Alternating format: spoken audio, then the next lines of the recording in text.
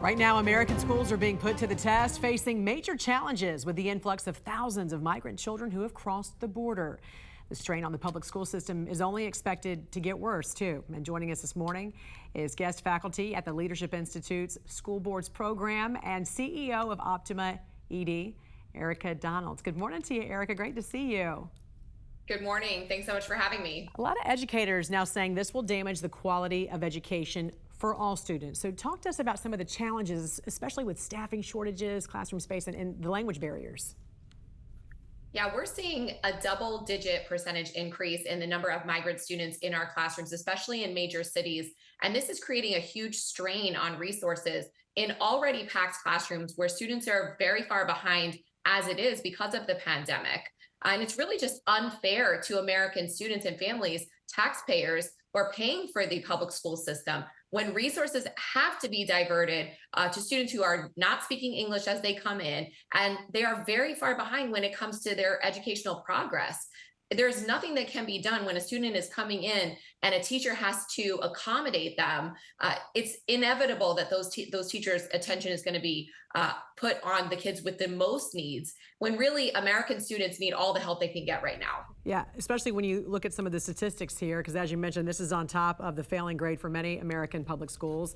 In Baltimore, none of the students at 40% of Baltimore's public high schools tested proficient on the state math exam. 27% of students in Illinois performed at or above grade level. In Minnesota, 75 schools last year had 0% proficiency rate in math there. And in New York, just 38.6% of students in grades 3 through 8th grade were actually proficient in math. And Erica, New York has even considered lowering the scoring to be deemed proficient in language arts and math as a result of these scores right now. So now we're actually seeing schools starting to drop sort of the bar here. How troubling is this, for you, not just as an educator, but also as a parent?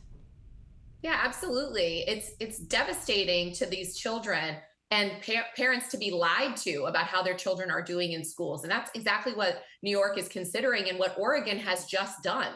The Oregon State Board of Education voted to eliminate the requirement that students be proficient in reading and math in order to graduate high school. How can you possibly call them high school graduates when they cannot read or do math at a high school level?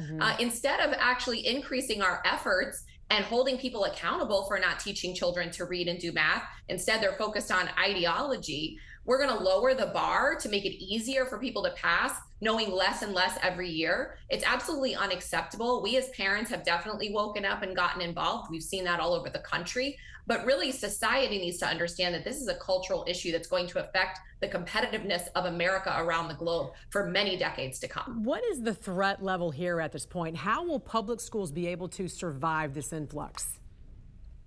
We're looking at about 3 million migrants that have come over just this year alone. If a third of those are students, you're talking about 1 million children. That's larger than the largest school district in America, the New York City Public Schools. So if each of those children costs $10,000 to educate, and we know that with higher needs, they cost a lot more than the average student who's already here in America, the budget just isn't there in any school district, in any school in America, to accommodate the needs of these students and still serve the needs of American students who are already there. We're talking about having to hire extra social workers, extra special needs coordinators, and extra teachers, because teachers are already strained with a job that's very difficult, God bless them, from being in the classroom all day, teaching these young minds.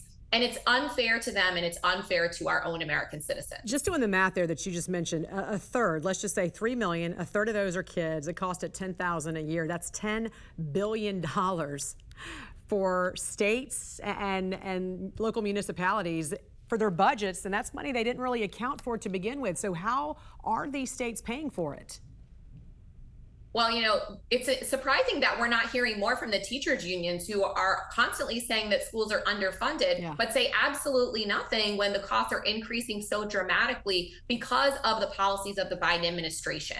We have to call on the administration and make this a major issue in the rampant illegal immigration that's going on, because they seem to care about teachers and their workload. They seem to care about school district budgets. We all know the money is not there to educate these students. So why aren't they doing something about it? Great having you this morning. Guest faculty at the Leadership Institute School Boards Program and CEO of Optima Ed, Erica Donalds, which, by the way, your husband, Congressman Donalds, is coming on tomorrow, so we look forward to talking with him as well. Pleasure talking to you this morning. Awesome. Thanks Thank you.